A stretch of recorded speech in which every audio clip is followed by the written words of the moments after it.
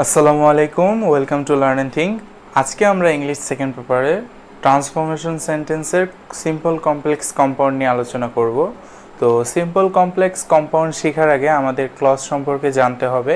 Clause কি এটা আমাদের জানতে হবে। তো ক্লজ কি? ক্লজ হচ্ছে a group of word containing a verb and a subject. আমি এখানে সংজ্ঞার ভিতরে দুটা জিনিস সম্পর্কে বলেছি, একটা হচ্ছে a subject and a finite verb.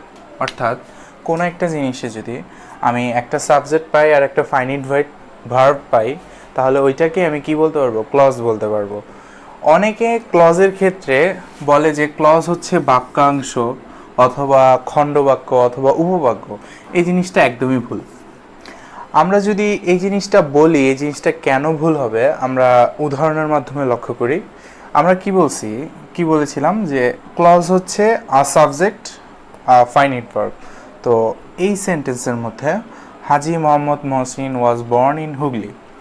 তো এইখানে আমি সাবজেক্ট দেখতেছি, এটা হাজী মোহাম্মদ মহসিন, এটা হচ্ছে subject. Finite verb was born, finite verb. আমি কি বললাম যে একটা সাবজেক্ট একটা ফাইনিট ভার্ব, তার মানে এটা একটা ক্লজ। এখন এখানে ইন হুগলি, এই বাক্যের মধ্যে এই ইন হুগলিটাও কিন্তু এই বাক্যের একটা অংশ না, যদিও এটা এক্সটেনশন, হ্যাঁ, কিন্তু এটা কি বাক্যের একটা অংশ না। আমি এখন এটাকে বাক্যাংশ বলতে পারবো, অর্থাৎ বাক্যাংশ বলতে পারবো, কিন্তু এটা কি ক্লজ বলতে পারবো? ক্লজ বলতে পারবো না। কারণ ক্লজ থাকতে হলে অবশ্যই আমাকে একটা সাবজেক্ট থাকতে হবে আর একটা কি ফাইনিট ভার্ব থাকতে হবে। আমরা যদি ক্লজকে বা ডিকশনারিতে দেখি, তাহলে ডিকশনারিতে লেখা থাকে উপবাক্য বা বাক্যাংশ। এই জিনিসটা অর্থের দিক দিয়ে ঠিক, কিন্তু আমি গ্রামারের ভাষায় যদি এটাকে ব্যাখ্যা করতে যাই তাহলে আমার ভুল। সো আমি যদি ক্লজ বুঝি, তাহলে ক্লজ বুঝতে এখন থেকে আমরা বুঝবো যে ক্লজ হচ্ছে subject and a finite verb. এরপরের উদাহরণটা আমরা দেখি, we should read books to gain knowledge. এখানে উই সাবজেক্ট, শুড রিড এটা হচ্ছে ফাইনিট ভার্ব। এতটুকু হচ্ছে আমার ক্লজ। হ্যাঁ, এই বাকিটা কি? বাকিটা আমার এক্সটেনশন। এটা কিন্তু আমি ক্লজ বলতে পারতেছি না। কেন পারতেছি না? কারণ এখানে সাবজেক্ট নাই, ফাইনিট ভার্বও নাই। তো এই জিনিসগুলো আমাকে মাথায় রাখতে হবে ক্লজ আর ফাইনিট ভার্ব সম্পর্কে। এখন কনজাংশন সম্পর্কে জানি। কনজাংশন কি? কনজাংশন হচ্ছে a word that connects two clauses or two sentences. অর্থাৎ কনজাংশনের মূল কাজ হচ্ছে দুইটা সেন্টেন্সকে যুক্ত করা অথবা দুইটা ক্লজকে যুক্ত করা। অর্থাৎ আমি একটু আগে দেখছি a finite verb and a subject, এই দুইটা জিনিস যদি থাকে তাহলে ওই জিনিসটাকে আমরা বলতে পারি ক্লজ। এরকম যদি দুইটা ক্লজ থাকে, সেক্ষেত্রে দুইটা ক্লজকে যুক্ত করব অথবা দুইটা কমপ্লিট সেন্টেন্সকে আমি যদি যুক্ত করতে যাই, সেক্ষেত্রে আমার যে জিনিসটার দরকার পড়বে, যে ওয়ার্ডটার দরকার পড়বে, সেটা হচ্ছে কনজাংশন। তো কনজাংশনকে আমি দুই ভাগে ভাগ করতে পারি, একটা হচ্ছে কোঅর্ডিনেট কনজাংশন, একটা হচ্ছে সাবঅর্ডিনেট কনজাংশন। এখন আমি যদি দেখি কোথাও কোঅর্ডিনেট কনজাংশন আছে, অর্থাৎ আমরা এতটুকু জানি যে সিম্পল সেন্টেন্সে একটা ক্লজ বসে, সিম্পল সেন্টেন্সে একটা ক্লজ বসে, কমপ্লেক্স এবং কম্পাউন্ড সেন্টেন্সে দুইটা ক্লজ বসে। এখন কনজাংশন দিয়ে আমি কমপ্লেক্স এবং কম্পাউন্ড সেন্টেন্সের পার্থক্য করতে পারি। আমার কাছে দুইটা সেন্টেন্স দেওয়া আছে এবং দুইটা সেন্টেন্সের মধ্যে প্রত্যেকটা সেন্টেন্সে দুইটা করে ক্লজ বিদ্যমান। এখন আমি কিভাবে আইডেন্টিফাই করব যে এটা কমপ্লেক্স আর এটা কম্পাউন্ড? সেক্ষেত্রে আমার কনজাংশন হেল্প করবে। যদি কোনো দুইটা ক্লজ যদি আমার কোঅর্ডিনেট কনজাংশন দিয়ে যুক্ত থাকে, তাহলে ওই সেন্টেন্সটাকে আমি বলবো কম্পাউন্ড সেন্টেন্স। যদি দুইটা ক্লজ কোঅর্ডিনেট কনজাংশন দিয়ে যুক্ত থাকে, তাহলে আমি ওইটাকে বলবো কম্পাউন্ড সেন্টেন্স। এখন আমার কোঅর্ডিনেট কনজাংশনগুলো কি কি? কোঅর্ডিনেট কনজাংশনগুলো হচ্ছে অ্যান, বাট, অর, আর এগুলোই হচ্ছে মেইন কোঅর্ডিনেট কনজাংশন। এই তিনটা ওয়ার্ড হচ্ছে মেইন কোঅর্ডিনেট কনজাংশন। এবং সিম্পল কমপ্লেক্স কম্পাউন্ডে আমরা যখন কম্পাউন্ড সেন্টেন্স ইউজ করব, তখন এই তিনটাই সবচেয়ে বেশি ব্যবহৃত হবে। এছাড়াও আরও আছে for, yet, not only but also, either or, neither নর। এই দুইটা বক্স মিলে আমার কোঅর্ডিনেট কনজাংশন। একটা কমপ্লেক্স সেন্টেন্সে আমার দুইটা ক্লজ পাবো। একটা কমপ্লেক্স সেন্টেন্সও আমি কম্পাউন্ডের মতো দুইটা ক্লজ পাবো, কিন্তু সেক্ষেত্রে কমপ্লেক্স সেন্টেন্সকে আমার যেই কনজাংশনটা যুক্ত করবে সেটা হচ্ছে সাবঅর্ডিনেট কনজাংশন। অর্থাৎ সাবঅর্ডিনেট কনজাংশন দিয়ে যদি আমার দুইটা ক্লজ যুক্ত পাই তাহলে আমি সেই সেন্টেন্সটাকে কি বলবো, সেই সেন্টেন্সটাকে তখন বলবো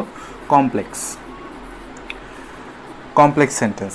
আর সাবঅর্ডিনেট কনজাংশন কি, এই অ্যান্ড, বাট, অর এইগুলো বাদে বাকি সব, the rest of all, as, since, because, when, though, although, if, so that, আরও অনেক।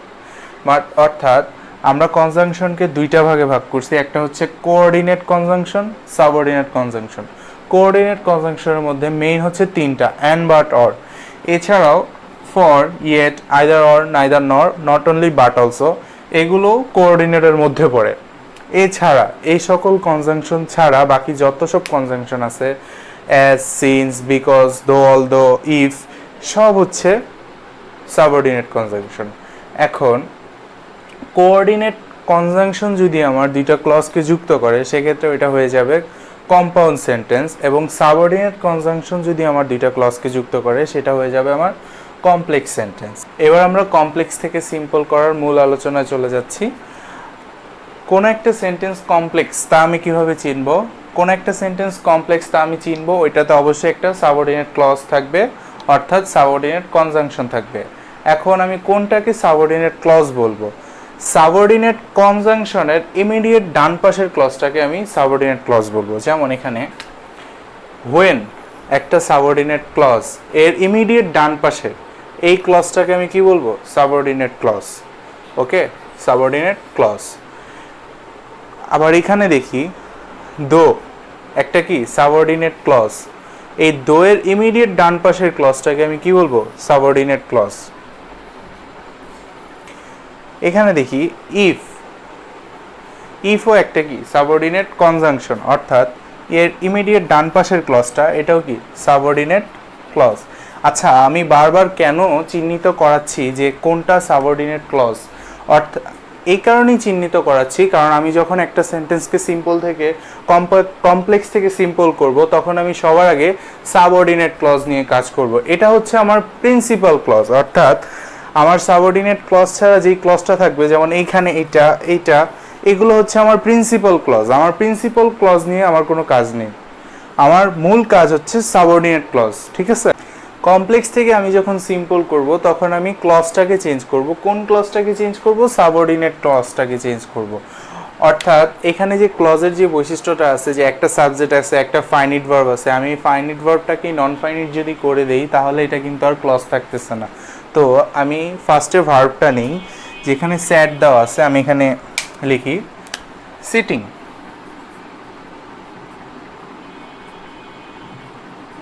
Sitting by the fire with me,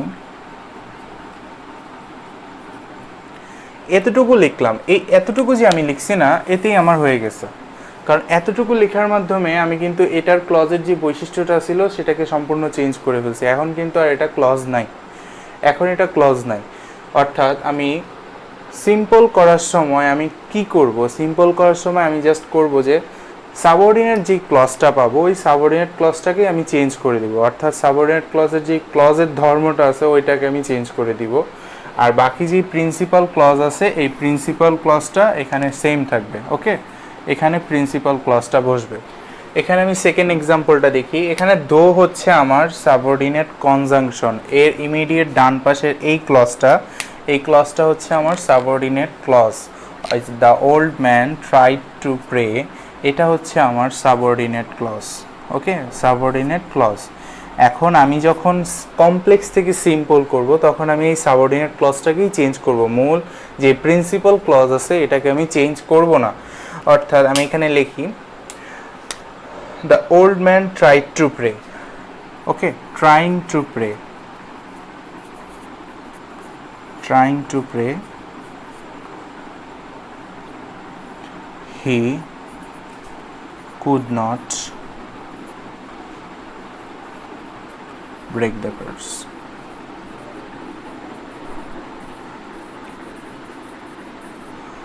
অথবা লিখতে পারি দ্য ওল্ড ম্যান কমপ্লেক্সে দো অলদো থাকলে শুধুমাত্র দো অলদো থাকলে আমার ইনস্পাইট অফ লিখতে হয়, এছাড়া অনেকে বাই লেখে, এগুলো লিখতে পারো, কিন্তু দো অলদো থাকলে তোমাকে অবশ্যই ইনস্পাইট অফ লিখতে হবে। আমরা আরেকটা করি, এরপরে বুঝতে পারবো যে কি হচ্ছে। এখানে দেখো ইফ হচ্ছে আমার একটা সাবঅর্ডিনেট কনজাংশন, এর ইমিডিয়েট ডান পাশের ক্লজটা কি সাবঅর্ডিনেট ক্লজ। তো আমি এইটাকেই চেঞ্জ করব, অর্থাৎ ওয়ার্কিং উইথ ডিটারমিনেশন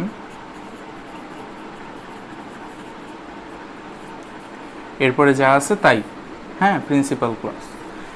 কমপ্লেক্স থেকে সিম্পল করার সময় আমরা সাবঅর্ডিনেট ক্লজটাকে আগে নিয়ে আসছি এবং সাবঅর্ডিনেট ক্লজের যে ভার্বটা ফাইনিট ভার্বটাকে নন ফাইনিট করছি। যেমন এখানে ছিল স্যাট, এখানে আমরা করছি সিটিং। এখানে ছিল ট্রাইড, আমরা করছি ট্রাইং। ওয়ার্ক ছিল ওয়ার্কিং করছি। সব ক্ষেত্রে দেখো আমি ভার্বের সাথে আইএনজি করছি এবং ভার্বের সাথে আইএনজি করে এটাকে নন ফাইনিট করছি। তো তুমি আমাকে প্রশ্ন করতে পারো যে আমরা যখন সাবঅর্ডিনেট ক্লজটাকে নিয়ে কাজ করলাম, সো সাবঅর্ডিনেট ক্লজটাকে চেঞ্জ করার সময় সবসময় আইএনজি কেন করলাম? তো সাবঅর্ডিনেট ক্লজটাকে সবসময় আইএনজি করার কারণটা হচ্ছে আমরা জানি যে আইএনজি ফর্ম হচ্ছে একটা নন ফাইনিট যখন সেটা অক্সিলারি ভার্ব ছাড়া বসে। এখানে দেখো সিটিং, এখানে সিটিং এর আগে কিন্তু কোনো অক্সিলারি ভার্ব নাই আমার। এখানে দেখো ট্রাইং, এর আগে ইনস্পাইট অফ আছে কিন্তু এটা তো কোনো অক্সিলারি ভার্ব না। এবং ওয়ার্কিং, ওয়ার্কিং এর আগেও কি আমার কোনো অক্সিলারি ভার্ব আদৌ আছে? নাই। অর্থাৎ এরা কি ভার্বের রুলস অনুযায়ী বসছে? একজনও কিন্তু ভার্বের রুলস অনুযায়ী বসে নেই, অর্থাৎ এরা কি নন ফাইনিট ভার্ব না। তো নন ফাইনিট ভার্ব থাকার কারণেই কি এই পুরো ক্লজটা কি হয়ে গেছে, পুরো জিনিসটা কি ক্লজের মধ্যে আছে আর নাই। ক্লজের বৈশিষ্ট্য আমরা কি জানি, একটা সাবজেক্ট থাকবে, একটা ফাইনিট ভার্ব থাকবে। অর্থাৎ আমি কমপ্লেক্স থেকে যখন সিম্পল করব, সাবঅর্ডিনেট ক্লজটাকে আমি আগে নিয়ে আসব, নিয়ে এসে সাবঅর্ডিনেট ক্লজের ভার্বটাকে আইএনজি করে ফেলবো, তাহলেই আমার যেই কাজটা ওটা হয়ে যাবে। আর প্রিন্সিপাল ক্লজকে আমি কখনো চেঞ্জ করব না, প্রিন্সিপাল ক্লজ যেভাবে আছে ঠিক ওভাবে বসাই দিব। তো আমি আরও কয়েকটা উদাহরণ আমরা করি, তাহলে আরও ভালো মতো বুঝতে পারবো। 4 নম্বর উদাহরণটা আমরা লক্ষ্য করি, we can earn a lot if we build tourism centres. Okay, আমরা যেহেতু বুঝতে পারতেছি এটা একটা কমপ্লেক্স সেন্টেন্স, সবার আগে আমি কি করব, এখানে আমি সাবঅর্ডিনেট কনজাংশনটাকে চিহ্নিত করব, কারণ আমরা জানি সাবঅর্ডিনেট কনজাংশনের ইমিডিয়েট ডান পাশের যে এই ক্লজটা পাবো সেটা হচ্ছে সাবঅর্ডিনেট ক্লজ, এবং আমার কমপ্লেক্স থেকে সিম্পল করার ক্ষেত্রে সব কাজ হবে সাবঅর্ডিনেট ক্লজকে নিয়ে। এখানে ভার্ব দেওয়া আছে বিল্ড, আমি এটাকে নন ফাইনিট করব, অর্থাৎ বিল্ডিং।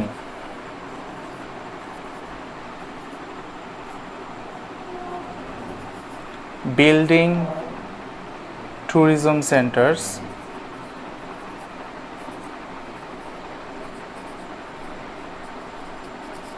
এরপরে প্রিন্সিপাল ক্লজ আনচেঞ্জড। হ্যাঁ, শুধুমাত্র আমার এতটুকু চেঞ্জ করার দরকার ছিল। এরপরের সেন্টেন্সে আমরা দেখি, we can enrich our mind if we read books. এখানে ইফ হচ্ছে একটা সাবঅর্ডিনেট কনজাংশন, এর ডান পাশের ক্লজটা কি সাবঅর্ডিনেট ক্লজ, অর্থাৎ আমি চেঞ্জ করব কি, we can read books, we read books, reading books,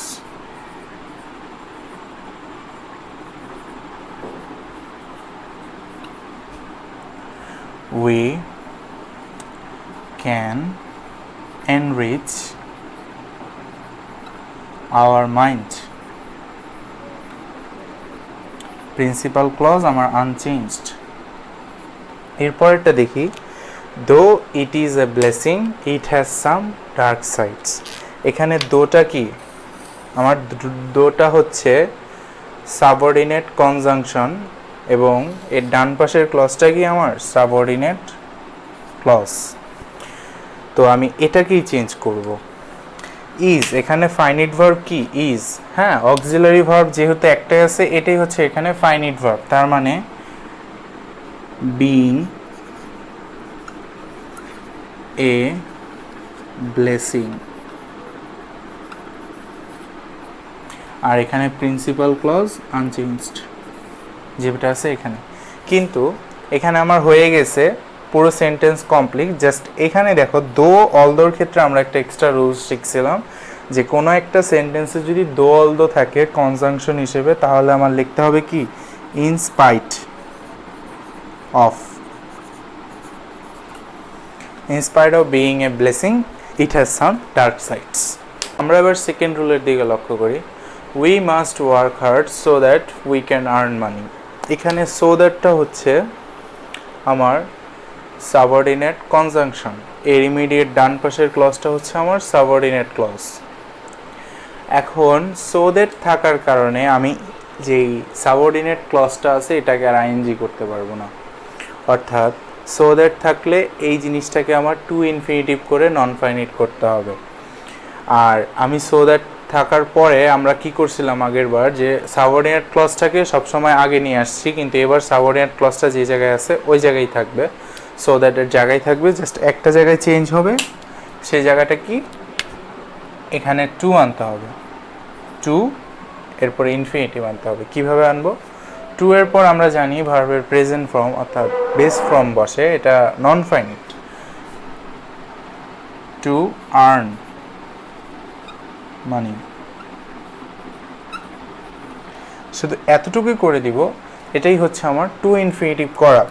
আর এখানে যে আছে, যে জিনিসটা আছে we must work hard principal clause, এই প্রিন্সিপাল ক্লজকে সেমই রাখবো, we must work hard to earn money.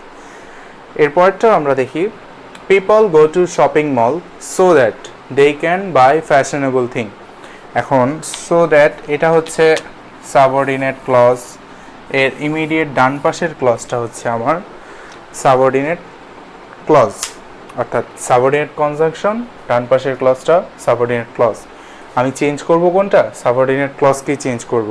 Principal clause আমার প্রিন্সিপাল ক্লজের জায়গায় থাকবে, আর এটাকে কি করব, টু ইনফিনিটিভ করব, টু বাই ফ্যাশনেবল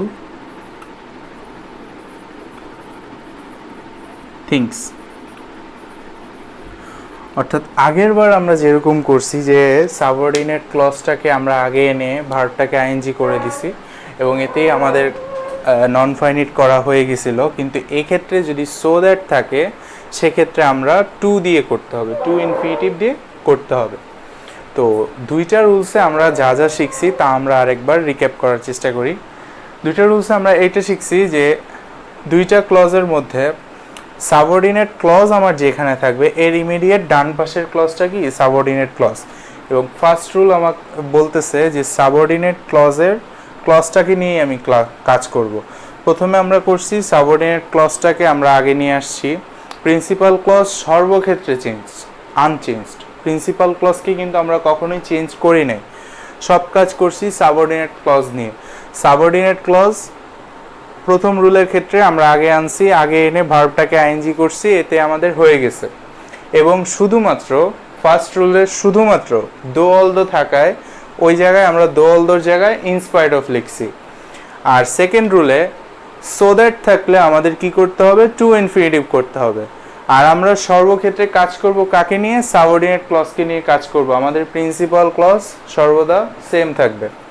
এখন এতক্ষণ করার পর আমরা একটা জিনিস এটা জানতে পারি যে সাবঅর্ডিনেট ক্লজ বাক্যের শুরুতেও থাকতে পারে শেষেও থাকতে পারে, এটা কোনো নির্দিষ্ট নাই। সাবঅর্ডিনেট কনজাংশন যেখানে বসবে এর পরে পরেই কি সাবঅর্ডিনেট ক্লজ বসবে, এটা বাক্যের শুরুতেও থাকতে পারে, যেমন দো দিয়ে বাক্যের শুরুতে ছিল, আর এখানে সো দ্যাট দিয়ে বাক্যের শেষে আছে। অর্থাৎ আমি এটা বলতে পারবো না যে সাবঅর্ডিনেট ক্লজ কি 1 নম্বর ক্লজ না 2 নম্বর ক্লজ। সো আমাকে কনজাংশন দেখে আমাকে চিহ্নিত করতে হবে যে কোনটা সাবঅর্ডিনেট ক্লজ। তো আজকে এ পর্যন্তই, নেক্সট ক্লাসে আবার দেখা হবে। আল্লাহ হাফিজ।